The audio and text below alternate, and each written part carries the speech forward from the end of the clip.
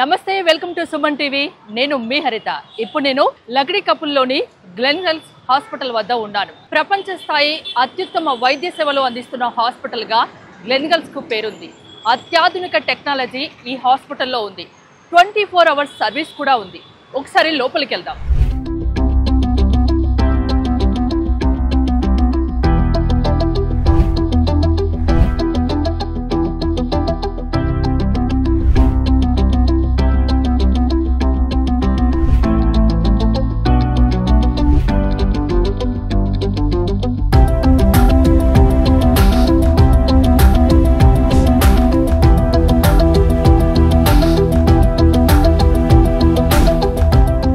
ప్రపంచ స్థాయిలో అత్యుత్తమ వైద్య సేవలు అందిస్తున్న హాస్పిటల్ గా గ్లెన్ హెల్త్ కు పేరుంది. నాతో పాటు ఉన్నారు medical gastroenterologist doctor Sameer Kumar.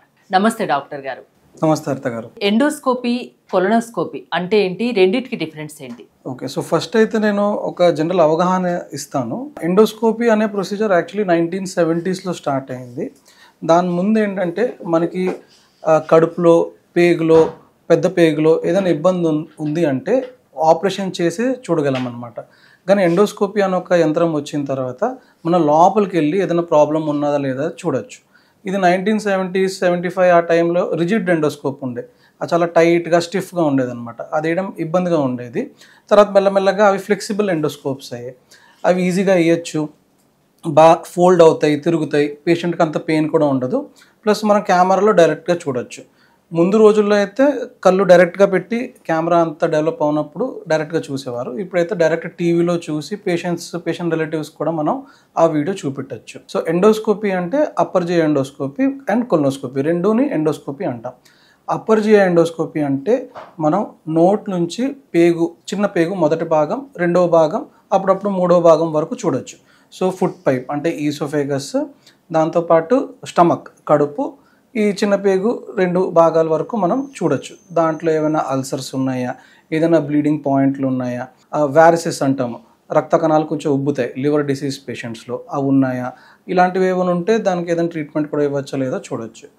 అదే కొలనోస్కోప్ అంటే సేమ్ ఎండోస్కోపీ ఎలా అయితే మనం పైన నుంచి చూస్తామో, కొలనోస్కోప్లో మనం కింద మోషన్ ఏరియా దగ్గర నుంచి చెక్ చేస్తాం అనమాట. మెయిన్గా పెద్ద పేగు చెక్ చేయడానికి ఇది యూజ్ అవుతుంది.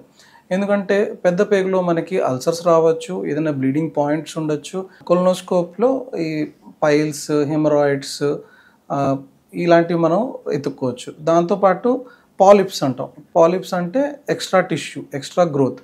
ఇలాంటి టిష్యూస్ మనకు దొరికితే మనం తీసుకుని బయాప్సీ, దాంతోపాటు కావాలంటే దాన్ని మొత్తం తీసేయచ్చు. ఎందుకంటే ఇలా వదిలేస్తే ఇదే క్యాన్సర్గా మారే అవకాశం ఉంటుంది. సో కొలనోస్కోప్లో మనం క్యాన్సర్ డిటెక్ట్ చేయొచ్చు, అప్పర్ జిఐ ఎండోస్కోప్లో కూడా క్యాన్సర్ డిటెక్ట్ చేయొచ్చు. ఎలాంటి ప్రాబ్లమ్స్ ఉన్న వారికి, ఎలాంటి సిమ్టమ్స్ కనిపించినప్పుడు మీరు ఎండోస్కోపీ కానీ కొలనోస్కోపీ కానీ సజెస్ట్ చేస్తారు ఈ టెస్టుల్ని? So upper GI endoscopy main ఏంటంటే మనం పేషెంట్కి ఏదైనా కడుపు నొప్పి వస్తుంది, అల్ట్రాసౌండ్ స్కాన్ చేసాము లేదా సిటీ స్కాన్ చేసాము, మనకి ఏం ఇబ్బంది దొరకట్లేదు దాంట్లో, కానీ పేషెంట్ అలాగ బాధపడుతూనే ఉన్నాడు, కడుపు మంట చెప్తున్నాడు, హార్ట్ బర్న్ అంటాం, ఈ గుండె దగ్గర మంటగా ఉంది అంటాం. అలాంటప్పుడు మనం ఎండోస్కోపీ చెక్ చేసి చూడొచ్చు. లేదంటే పేషెంట్కి బాగా వెయిట్ లాస్ అయిపోతుంది, మోషన్ నల్లగా వస్తుంది. మోషన్ జనరల్గా నల్లగా వస్తుంది అంటే దాని మీనింగ్ ఎక్కడో పైనుంచి బ్లీడింగ్ అవుతుందని. సో ఆ బ్లీడింగ్ ఎక్కడి నుంచి అవుతుంది, ఏదైనా అల్సర్ ఉందా, ఏదైనా గడ్డ ఉందా, అది చూడడానికి మనం ఈ టెస్ట్ చేయొచ్చు. అలా కాకుండా కొందరికి రక్త వాంతి అవుతుంది, బ్లడ్ వామిటింగ్ అంటాం. అలాంటప్పుడు కూడా మనం చూసి ఏదైనా సోర్స్ ఉందా దాన్ని ఐడెంటిఫై చేసి దాన్ని ఏదైనా ట్రీట్మెంట్ చేయాలా లేదా కూడా చేసుకోవచ్చు. ఇప్పుడు కొలనోస్కోపీ మెయిన్ ఏంటంటే పేషెంట్స్కి మోషన్లో బ్లడ్ వస్తున్నా, లేకపోతే సడన్గా కాన్స్టిపేషన్ అనే ప్రాబ్లం స్టార్ట్ అయ్యింది, మోషన్ ఆగి రావడము, లేకపోతే motion maroon colour, dark black colour రావడము, ఇలా ఉన్నప్పుడు మనం చెక్ చేసుకోవచ్చు. అప్పుడప్పుడు ఏంటంటే చాలామంది పేషెంట్స్కి స్కాన్తో పాటు రిపోర్ట్స్తో వస్తారు. దాంట్లో ఏదైనా గ్రోత్, గడ్డ ఉందని తెలిస్తే మనం కొలనోస్కోప్ చేసి దాన్ని ముక్క పరీక్ష చేయొచ్చు. ఇది కాకుండా చాలా కంట్రీస్లో కొలనోస్కోపీ 45 years లేక 50 years తర్వాత అందరికీ మ్యాండేటరీ చేశారు. ఖచ్చితంగా చేయించుకోవాలంటున్నారు. ఎందుకంటే అలాంటప్పుడే మనకి పాలిప్స్ అనేవి దొరుకుతాయి. అవి దొరికినప్పుడు తీసేస్తే బెటర్. వదిలేస్తే ఏమవుతాయంటే ఆ పాలిప్స్ ఒక 6-7 years, 8-9 years తర్వాత క్యాన్సర్గా మారే ఛాన్స్ ఉంటుంది. సో అర్లియర్గా మనం డయాగ్నోస్ చేస్తే మనం అర్లియర్గా దాన్ని ట్రీట్ చేసుకోవచ్చు కాంప్లికేషన్ అవ్వకముందే. ఇది మెయిన్. ఇది కాకుండా దీంతో పాటు ఈఆర్సిపి అని ఒక ప్రొసీజర్ ఉంటుంది, అది కూడా ఎండోస్కోప్తోనే చేస్తాం. దాంట్లో ఏంటంటే పిత్తాశయం దారు ఉంటుంది, ఆ పిత్తాశయం దారిలో స్టోన్స్ కానీ అక్కడ ఏదైనా ట్యూమర్ గడ్డ కానీ ఉంటే దానికి మనం ట్రీట్మెంట్ చేసుకోవచ్చు. పెయిన్ ఉంటుందా పేషెంట్కి ఈ టెస్ట్ చేయించుకుంటే? ఈ టైంలో నేను చెప్పినట్టు ఫస్ట్లో అయితే అది కొంచెం రిజిడ్ స్కోప్స్ అంత ఫ్లెక్సిబుల్ ఉండేవి కాదు.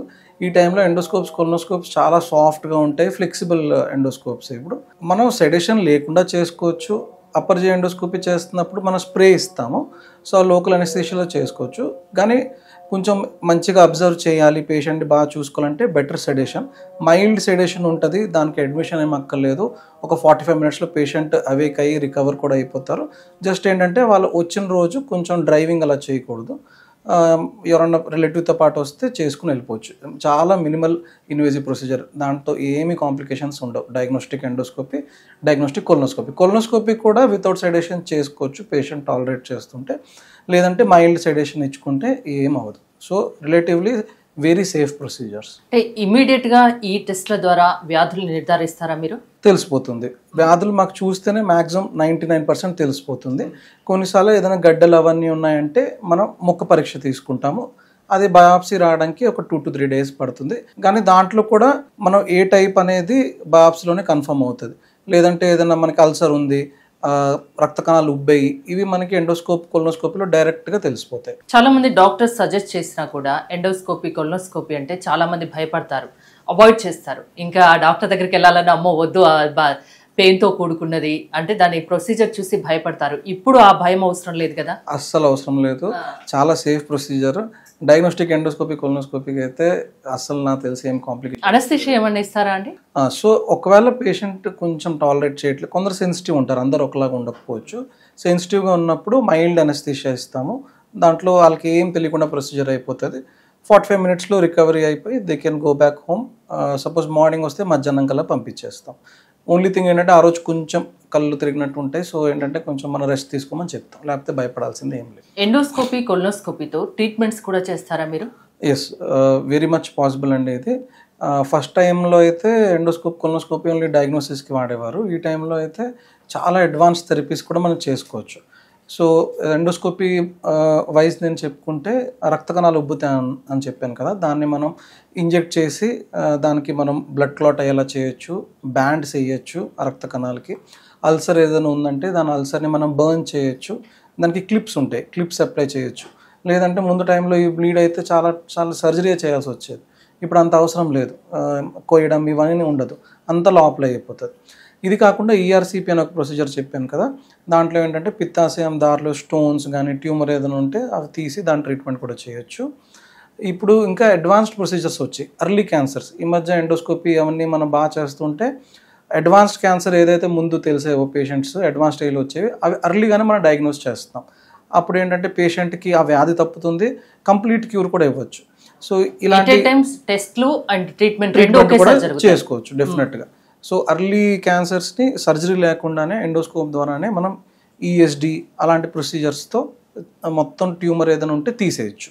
ఈ ప్రొసీజర్ మొత్తంకి ఎంత టైం పడుతుంది? సో ఈ ప్రొసీజర్ డిపెండ్ అవుతుంది. చిన్న ట్యూమర్ ఏదైనా ఉందంటే మనకి 1.5 hours అయిపోవచ్చు, పెద్ద ట్యూమర్ అయితే 3 hours వల్ల కూడా పట్టచ్చు. ఇది మాత్రం కొంచెం మేజర్ ప్రొసీజర్ ఉంటుంది కాబట్టి సెడేషన్ మొత్తం ఇచ్చి చేస్తాం అనమాట. అంటే ఎలాంటి పేషెంట్స్కి మీరు ఈ టెస్ట్లు అనేది సజెస్ట్ చేస్తారు? ఓల్డర్ ఏజ్ పేషెంట్స్ ఎవరికైతే బాగా ఇబ్బంది పడుతున్నారో, కడుపు నొప్పి, వామిటింగ్స్ అవుతున్నాయి మల్టిపుల్ టైమ్స్, మోషన్ బ్లాక్ అవుతుంది, లేకపోతే బ్లడ్ వామిటింగ్ అవుతుంది, వెయిట్ లాస్ అవుతుంది, మింగడానికి ఇబ్బంది అవుతుంది, ఈ పేషెంట్స్కి నేను జనరల్గా సజెస్ట్ చేస్తాను. అది కాకుండా వాళ్ళకి ఆల్రెడీ ఏదైనా స్కాన్ జరిగింది, దాంట్లో మనకి ఏదైనా పికప్ అయింది, ఎక్కడైనా గడ్డ ఉంది అంటే వాళ్ళకి ఎండోస్కోపీ చేయాల్సింది మనం చూసుకోవాలన్నమాట. ఈ డయాగ్నోస్టిక్ సెంటర్స్ అనేది ఎక్కడ పడితే అక్కడ ఉన్నాయి. సో ఎండోస్కోపీ, కొలనోస్కోపీ చేయించుకోవాలంటే ఎలాంటి వాటిని చూస్ చేసుకోవాలి? సో నా బెస్ట్ ప్రిఫరెన్స్ ఏంటంటే ఎండోస్కోపీ చాలా దగ్గర ఇప్పుడు అవైలబుల్ ఉంది, కానీ ఎక్కడైతే మొత్తం కంప్లీట్ కేర్ ఉంది. సపోజ్ కొన్ని దగ్గర నేను చూశాను ఎండోస్కోప్ చేస్తారు, బయాప్సీ లేదని చెప్పి మళ్ళీ ఇంకో దగ్గర పంపిస్తారు. పాపం పేషెంట్కి 2 procedures. బయాప్సీ అనేది చాలా చిన్న ప్రొసీజర్, లేదా బ్యాండింగ్ చేయలేము అని చెప్పి పంపిస్తారు. అది కూడా చిన్న ప్రొసీజర్. సో అన్ని ఫెసిలిటీస్, అన్ని ఎక్విప్మెంట్ ఉన్న దగ్గర చేయించుకోండి. ఎనస్థీషియా బ్యాకప్ ఉన్నది అంటే ఒకవేళ మీరు చేయించుకోలేకపోతున్నారు, ఇబ్బంది పడుతున్నారంటే జస్ట్ మైల్డ్ సెడేషన్, ఒక ఎనస్థిస్ట్ వచ్చిస్తారు డాక్టర్ గారు. సో అలాంటి బ్యాకప్ ఉన్న దగ్గర చేసుకోవడం బెటర్. ప్లస్ ఏదైనా సపోజ్ కాంప్లికేషన్ యాంటిసిపేట్ చేస్తున్నాము, బ్లీడింగ్ అవుతుంది, మోషన్ బ్లాక్ వస్తుంది, అలాంటి వాళ్ళు అయితే డెఫినెట్గా హైయర్ సెంటర్లోనే చేసుకోమని నేను సజెస్ట్ చేస్తాను. ఎందుకంటే అక్కడ మనకి బ్లీడింగ్ ఏదైనా అవుతుందంటే దానికి ఆపడానికి డివైజెస్, ఎక్విప్మెంట్ అంతా అక్కడే ఉంటుంది. సో డాక్టర్ సజెస్ట్ చేసినప్పుడు అది భయపడకండి, అది చిన్న ప్రొసీజరే, భయపడాల్సిన అవసరం లేదు, పెయిన్ కూడా ఏముండదు. ఎండోస్కోపీ, కొలనోస్కోపీ చేయించుకోండి, హెల్తీగా ఉండండి, దానికి కావాల్సిన ట్రీట్మెంట్ చేయించుకోండి అంటారు, అంతేనా? Definitely when ever needed must. అస్సలు భయపడద్దు. కొందరైతే నేను చూసాను రీసెంట్గా ఒక పేషెంట్ అయితే 12 years బ్యాక్ అల్సర్ ఉంది, మిడిల్లో అంటే బయాప్సీ చేయలేదంట, అప్పుడే చేయమని చెప్పారు. అలాగా మోషన్ బ్లాక్ వస్తూనే ఉంది, బ్లడ్ ఎక్కించుకుంటుంది, వదిలేస్తుంది. ఎందుకు ఎండోస్కోపీ చేయించలేదని భయపడతాం. మొన్న వచ్చారు, సెడేషన్లో చేసాము, అది బయాప్సీలో ఒక చిన్న జిస్టన్ ట్యూమర్ తెలిసింది, సర్జరీ కూడా అయిపోయింది, బాగానే ఉంది. 12 years నుంచి బాధపడింది. గ్లెనిగల్స్లో ఎలాంటి ట్రీట్మెంట్ ఆప్షన్స్ ఉన్నాయి ఇక్కడ? సో ఇంకా సర్వీసెస్ ఏమున్నాయి, ఎలాంటి లేటెస్ట్ ఎక్విప్మెంట్స్ ఉన్నాయి? ఓకే, సో మన దగ్గర మెయిన్గా ఇక్కడ నేను చెప్పేది ఎండోస్కోపీ డిపార్ట్మెంట్ది, మెడికల్ గ్యాస్ట్రాంటాలజీ అండ్ ఎండోస్కోపీ. ఇక్కడ అన్ని హయ్యర్ అడ్వాన్స్డ్ ఎండోస్కోపీ సిస్టమ్స్ ఉన్నాయి. ఒలింపస్ ఫ్యూజిఫిల్మ్ చాలా హయ్యర్ స్కోప్స్ ఉన్నాయి. దాంతోపాటు మన దగ్గర ఎండో అల్ట్రాసౌండ్ అని ఒక యంత్రం కూడా ఉంది. ఆ డివైస్తో ఏంటంటే మామూలుగా అల్ట్రాసౌండ్ బయట చేస్తాము, దీనికి ఏంటంటే ఎండోస్కోపీ టిప్కే అల్ట్రాసౌండ్ మెషిన్ ఉంటుంది. లోపల వెళ్ళి కొన్నిసార్లు బయట నుంచి మనం బయాప్సీలో తీయలేం, అలాంటి టిష్యూస్ లోపల ఎండో అల్ట్రాసౌండ్ ద్వారా తీయచ్చు. ఇవి కొంచెం అడ్వాన్స్డ్ ప్రొసీజర్స్, ఇవి బహుశా అన్ని చోట్ల ఉండకపోవచ్చు, అదంతా అవైలబుల్ ఉంది. అనస్థీషియా టీమ్ బ్యాకప్ ఉంది. దాంతోపాటు కాటరీ మెషిన్ కూడా చాలా హై ఎండ్ ఉంది. సో ఏదైనా బర్నింగ్ ఉన్నా లేదా ఏదైనా హైయర్ పోయేం అలాంటి ప్రొసీజర్ చేయడం కూడా ఎక్విప్మెంట్ అంతా చాలా మంచిది ఉంది ఇక్కడ. థ్యాంక్ యూ డాక్టర్ గారు. మీరు కనుక గ్లెనిగల్స్లో ట్రీట్మెంట్ చేయించుకోవాలి అనుకుంటే స్క్రీన్ పై స్క్రోల్ అవుతున్న నెంబర్స్ కాల్ చేసి కాంటాక్ట్ అవ్వండి. చూస్తూనే ఉండండి సుమన్ టీవీ.